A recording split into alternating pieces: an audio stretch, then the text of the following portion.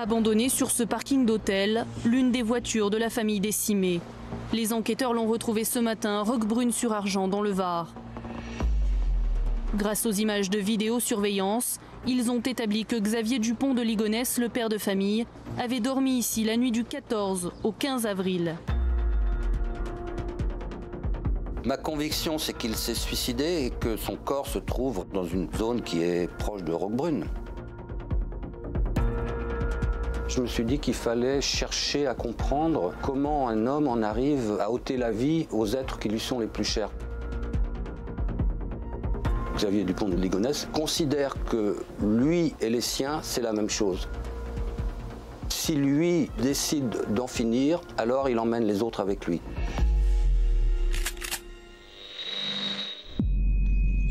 Xavier Dupont de Ligonnès, la série. Une production Ligne Rouge pour BFM TV. Réalisée par Isabelle Quintard. Épisode 2. La piste du suicide. L'assassinat à Nantes d'une mère et de ses 4 enfants âgés de 13 à 20 ans a été prémédité. Le père, lui, n'a jamais été retrouvé. Il reste toujours le suspect numéro 1.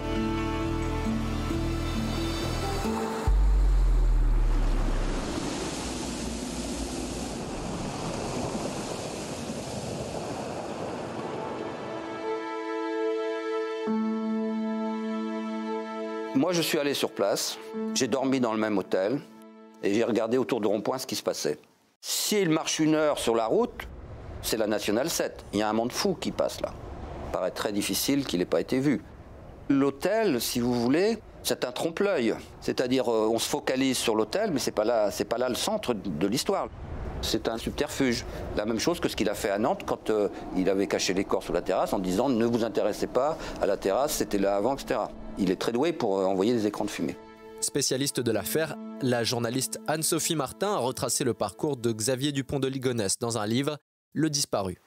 Les dernières images qu'on a de Xavier Dupont de Ligonnès, c'est une image d'une caméra de surveillance d'un distributeur de billets de banque où il fait un retrait de 30 €. Donc là, les enquêteurs se diront tout de suite « ah ben on part pas en cavale avec 30 €.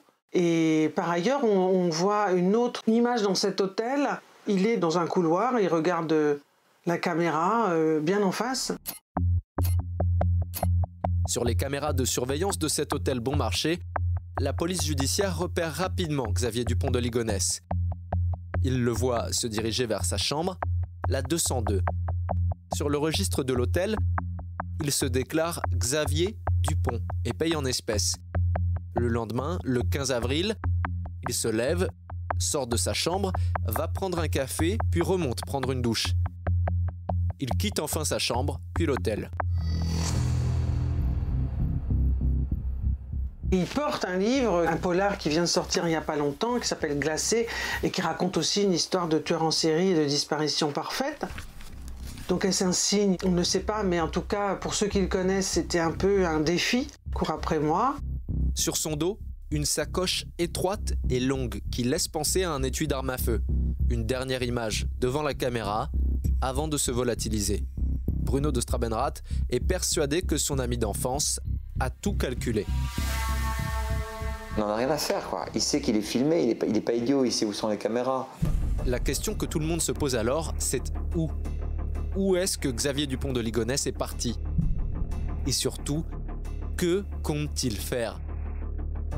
La thèse du suicide émerge parmi les enquêteurs. Pour le journaliste Guy Hunier, la fragilité psychologique du père de famille vient appuyer cette théorie. La dépression, c'est un élément majeur dans cette affaire parce que c'est elle qui va finalement mettre le feu aux poudres et il ne fait pas de doute que Xavier Dupont de Ligonnès est dépressif et c'est ça qui va le ronger et qui va déclencher le passage à l'acte. Donc il est au bout du rouleau et il ne voit pas d'autre solution que la mort. Plusieurs éléments du quotidien de Xavier Dupont de Ligonnès viennent alimenter ce diagnostic psychologique. Dans sa maison nantaise, l'homme s'isole, souvent, longtemps, dans une pièce au sous-sol. Une cave, sombre et quasi vide, qu'il utilise comme un bureau. Il y a une machine à café, un fax et des centaines de vieilles cartes de visite qui témoignent de ses échecs professionnels successifs.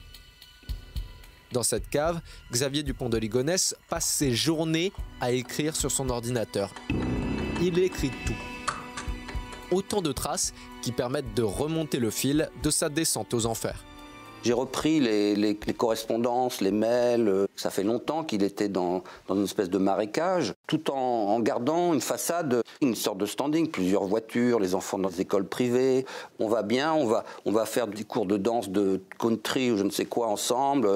On va à des mariages, on a l'air d'une famille parfaitement heureuse. Derrière, c'est le naufrage complet, c'est-à-dire elle passe son temps à se plaindre de son mari, de sa solitude, de son marasme affectif, sexuel. Elle raconte tout ça à des inconnus sur la toile. Elle a des mots extrêmement durs. Tu es un ours qui n'a envie de voir personne. Un solitaire qui n'aime pas les gens. Tu as à la fois un complexe de supériorité car tu trouves tout le monde con, et un complexe d'infériorité car tu es mal à l'aise avec des gens qui ont de bonnes situations et plein de fric. Tu es un timide maladif, mal à l'aise en société, et tu as des problèmes avec les femmes. Xavier, c'est quand même un super loser. Qu'est-ce qu'il est devenu? Il est devenu un voyageur de commerce qui passe des semaines sur la route, dans sa voiture, aller voir des gens dans les hôtels. Donc il ne faut pas s'étonner qu'en laissant Agnès seule tout le temps, toute la semaine, elle s'ennuie, mais c'est terrible. Il va découvrir qu'elle le trompe, et en plus avec son meilleur ami, qui est Michel Rétif. Et donc Xavier, c'est un peu un monde qui s'écroule. Et comme il ne veut pas divorcer d'Agnès, comme il ne veut pas perdre la face... Il réagit premièrement en disant j'ai du mal à m'en remettre, etc. Je comprends pas, je croyais que j'avais une femme fidèle et tout, et tout, et tout. Et puis finalement, il va élaborer là encore un scénario qui est quand même assez extravagant, qui est d'organiser en quelque sorte une partie à 3 où il joue le rôle de voyeur avec Michel. Et donc là, il y a pour Agnès, c'est une humiliation. C'est une manière pour lui de récupérer le pouvoir. C'est un homme qui veut contrôler la situation. Agnès, sa femme, témoigne elle aussi de cet effondrement. Elle réalise d'année en année que son mari n'est pas celui qu'elle croyait. Elle le lui fait savoir, le traite de bon à rien. Alors que le couple traverse une période difficile financièrement, elle va toucher un héritage. Plusieurs centaines de milliers d'euros. 300 000 selon certaines sources, beaucoup plus selon d'autres. Une somme qui devrait mettre la famille à l'abri du besoin. Mais Xavier Dupont de Ligonnès va tout dépenser dans des affaires qui ne marcheront jamais. Sur un forum en ligne, Agnès raconte son exaspération, sa fatigue, sa colère aussi. C'est un énorme stress pour moi, car je n'ai plus rien. J'ai un cafard noir. Il n'a pas agi comme il aurait dû. Il ne s'est pas bougé à temps pour ne pas risquer de perdre tout mon argent. Je ne veux plus de ces explications à la noix. C'est terrible à dire, mais parfois je pourrais presque penser que c'est un bon à rien. Dans les montagnes de documents retrouvés par les enquêteurs, ils découvrent un tableau qui illustre les difficultés financières du couple. Des comptes très précis de tout ce que chaque membre de la famille représente en dépenses. Il était en échec sur tous les plans. Il était en échec sur le plan conjugal, ce qui est vrai, sur le plan professionnel, ce qui est vrai, sur le plan financier, ce qui est vrai également. Xavier, ces derniers temps, était un petit peu blasé par ces histoires d'argent. Il fallait qu'il rame beaucoup pour pouvoir entretenir toute sa famille. Michael Calvi est un ami du père de Xavier Dupont de Ligonnès. Un des soirs où il est venu dîner à la maison, il m'avait dit « Écoute, moi c'est simple, j'ai un but, c'est à 50 ans, je veux être rentier. » Xavier quitte son métier de représentant et se lance dans la création d'un site internet. La route des commerciaux, destinée à mettre en lien des commerciaux et des hôtels. Cette fois, il en est sûr, ça va marcher. Samuel Doux a consacré un livre à cette affaire, L'éternité de Xavier Dupont de Ligonnès.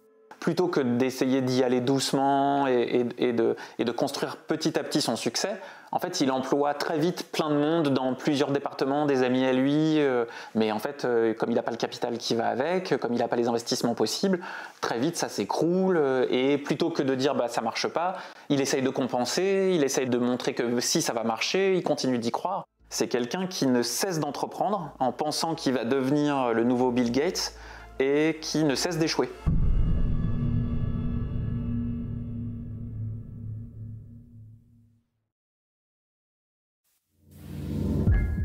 Xavier Dupont de Ligonnès vit au-dessus de ses moyens depuis des années. En public, il assume un train de vie bourgeois. Il cache à sa femme, à ses enfants, ses dettes, les impôts, l'URSSAF. Pour ne pas risquer d'être découvert, il adresse une partie de son courrier chez l'un de ses amis, Emmanuel Teneur. Emmanuel Teneur qui est homosexuel et qui est amoureux de lui. Alain Vasquez est un ancien enquêteur à la crime. Je trouve qu'il a abusé de l'affection effectivement que lui portait cet ami. Lors de vacances qu'Emmanuel avait prises à un moment, il a confié les clés de son appartement à Xavier. Arrivé à l'aéroport de Roissy, Emmanuel Teneur rallume son téléphone et découvre des dizaines de messages. Xavier Dupont de Ligonnès s'inquiète de savoir quand exactement son ami compte rentrer. Il lui raconte avoir rencontré une fille et l'avoir ramenée chez lui. Elle serait repartie en emportant tous les objets de valeur d'Emmanuel Teneur et du liquide, près de 6 000 €. Tous ses bijoux de famille ont disparu. Tous, sauf un, sa médaille de baptême. Impossible pour un catholique de toucher à ce symbole. Anne-Sophie Martin, journaliste. L'argent, il en trouve, il en emprunte, il le rend, il en emprunte encore, etc. Et puis parfois, il fait des écarts. Les enquêteurs vont tomber sur des courriers du père, donc Hubert Dupont de Ligonnès, disant à son fils « Mais comment t'as osé, pendant que j'étais à l'hôpital, t'es allé vider des comptes ?» 12 700 €, c'est la somme qu'il manque sur le compte d'Hubert Dupont de Ligonnès à sa sortie de l'hôpital. Et là, on voit un peu la méthode d'embrouille de Xavier Dupont de Ligonnès, c'est que lui répond « Oh non, j'en avais juste besoin un moment, mais tu sais, je vais te faire gagner de l'argent parce que je vais te le rembourser avec des intérêts, etc. Non, papa, t'inquiète pas, ton fils est honnête. » Mon cher papa, utiliser ta réserve disponible de 12 700 € me dépanne bien. Mais je ne t'embrinque pas dans mes affaires, lesquelles sont saines et nous font vivre depuis 10 ans. À raison de 120 000 € de revenus par an. Acculé par les dettes, Xavier Dupont de Ligonnès ne se résout pas à l'échec. Il extorque sa famille, ses amis et sa maîtresse. Dans ces affaires-là, où l'on finit par tuer, finalement, il y a l'argent et il y a l'amour. Et donc, on va lui prêter beaucoup de conquêtes, alors que ce n'est pas vraiment un don Juan, Xavier Dupont de Ligonnès. Mais on retrouve une relation, une liaison. C'est une ancienne conquête de jeunesse, en fait, qu'il a retrouvée, une certaine Catherine. Bruno de Strabenrath se souvient bien de cet amour d'adolescent. Catherine, c'est une fille qu'il a rencontrée quand elle avait 15 ans, dont il est tombé amoureux. Et finalement, le jour où il entend la voix de Catherine à la radio, qui est une chef d'entreprise qui a un peu réussi, tout d'un coup, c'est une fenêtre qui s'ouvre. Ils sont un peu retombés en pamoison l'un et l'autre, et donc ils ont effectivement vécu quelques mois de liaison, et il a finalement emprunté de l'argent à cette femme, 50 000 €. Le souci avec cette empreinte de 50 000 €, c'est qu'elle lui demande de le rendre, et que là il est coincé, parce qu'elle lui envoie les huissiers. Donc là évidemment, si vous voulez, le poteau rose va être découvert, en fait, c'est ça. Autour de Xavier Dupont de Ligonnès, l'étau se resserre. Ses problèmes d'argent sont de plus en plus étouffants. Le 14 janvier 2010, il rédige une lettre à Catherine. Ma Catherine, je suis ruiné, dans le fond du trou. J'ai 4 mois de loyer impayé. Ma vie actuelle se termine si je ne trouve pas 25 000 € immédiatement. Je me réveille tous les matins avec des crises d'angoisse insupportables, dont certaines durent jusqu'à midi, avec des difficultés à respirer et de la tachycardie. Je ne connais personne qui puisse vivre avec un stress aussi fort que le mien et ne pas sombrer dans la dépression ou le suicide immédiat. À la même époque, sa femme, Agnès, continue de décrire son propre mal-être sur les forums. Lui demander s'il est heureux. Je crois que ce soit maintenant ou il y a 10 ans, la réponse est sans doute la même. Oui, mais si on pouvait tous mourir demain, quel pied. Encourageant, hein? Pour Guy Hunier, cette impasse financière et la profonde dépression qu'elle entraîne au sein du couple vient appuyer la thèse du suicide. Alors on appelle ça suicide altruiste ou suicide d'accompagnement, enfin il y a un certain nombre de termes, mais les psychiatres relèvent que le genre d'individu qui effectue ce type d'acte criminel, en réalité, considère que lui et les siens, c'est la même chose. Il n'y a pas de différence entre lui-même et sa famille, lui-même et ses enfants, lui-même et sa femme, et que donc, si lui décide d'en finir, alors il emmène les autres avec lui. Et ça, c'est une clé essentielle pour comprendre toute l'histoire de Ligonnès. Sur le forum de la Cité catholique, un organisme traditionnaliste, Xavier Dupont de Ligonnès exprime un sentiment très ambigu sur son rapport à la mort et à celle de ses proches. En quoi Dieu a-t-il besoin qu'on lui offre la mort d'une bête, d'un enfant, de son fils? Peut-on sacrifier sa famille sans être qualifié de monstre? A-t-on le droit de vie et de mort sur ses enfants, puisqu'on est leur géniteur? Le 11 juillet 2010, il envoie une lettre à Emmanuel et Michel, ses deux plus proches amis. Et il raconte que sa situation actuelle est plus que précaire. Si ça tourne mal, je n'ai que deux solutions, me foutre en l'air avec ma voiture, assurance 600 000 € pour Agnès pour élever les enfants, foutre le feu à la baraque quand tout le monde dort, plus aucun problème pour personne. Un an plus tard, Xavier Dupont de Ligonnès est passé à l'acte. Mais une fois les corps enterrés, il ne profite pas de son avance sur la police pour sauter dans un avion. Xavier Dupont de Ligonnès prend sa voiture et entame une traversée de la France aux aires de pèlerinage. Si on le regarde de très près, son périple dans le sud, on voit qu'il remonte à l'envers le fil de sa vie. Ça, c'est frappant. Il repasse par les endroits où il a vécu. Draguignan, l'Orgue, Grimaud, où il a habité, où il allait étant enfant, et que là, ensuite, il décide de disparaître dans un endroit qu'il connaît très bien. «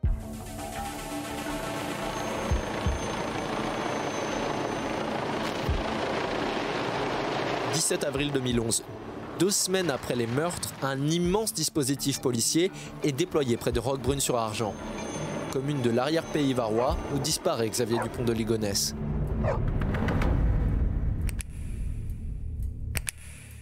L'arrière-pays est un endroit qu'il connaît, qui est un endroit très compliqué, avec énormément de cavités, de ravins. Et donc, les enquêteurs se disent, il est parti à pied avec sa housse, il y a l'arme dans sa housse, il est allé se suicider dans l'arrière-pays.